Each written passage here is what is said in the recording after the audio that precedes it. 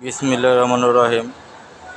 মানুষ মারা যাওয়ার পরে রোজ হাসরে বিচারের দিন একদিন সবাই সম্মিলিত হবে এক জায়গায়।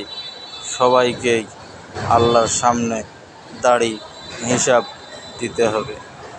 সেদিন কারোর মুখ দিয়ে কোনো কথা বাড়াবে না, শুধু একটা কথাই বলবে, ইয়া নফসি ইয়া নফসি ইয়া নফসি।